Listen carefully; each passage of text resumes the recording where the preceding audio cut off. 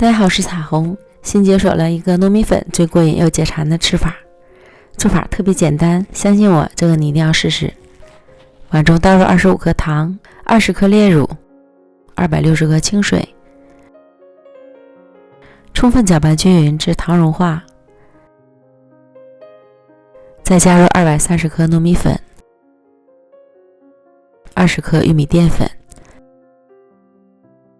顺着一个方向多搅拌一会儿，最后搅拌成细腻顺滑的面糊，挑起来呈流线状，再加入20克淡味油，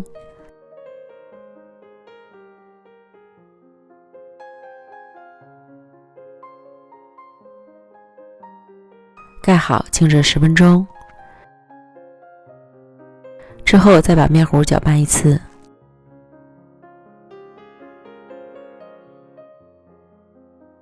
不粘锅刷成薄油，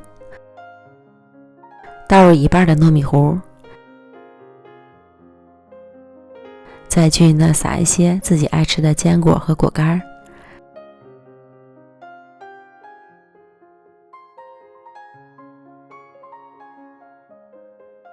盖上盖儿，开小火慢煎，煎至表面基本定型，淋油翻面。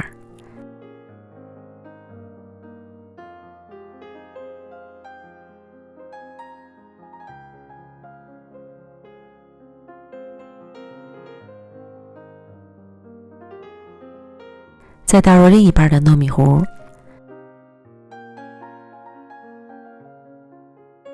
表面再撒上坚果碎和果干，这样分2次来煎，面糊更容易熟透。我用的是24厘米的锅，如果用28厘米的锅，可以一次性来煎。再次煎至定型后，淋油翻面，建议油要多一点，这样煎好后两面都是酥脆的，特别好吃。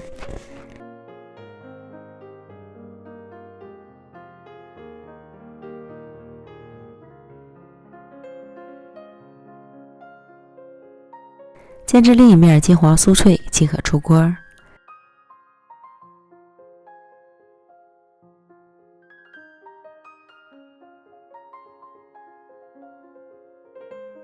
晾凉之后切块开吃。外皮焦香酥脆，内里软糯筋道不粘牙，每一口都充满了果仁和果干的香气，吃着真是越嚼越香。记得两面一定要煎到酥脆再出锅，这样才最香。糯米粉这样做真是解馋又过瘾，朋友们赶快做起来吧，太好吃了。美食天天更新，咱们明天见，拜拜。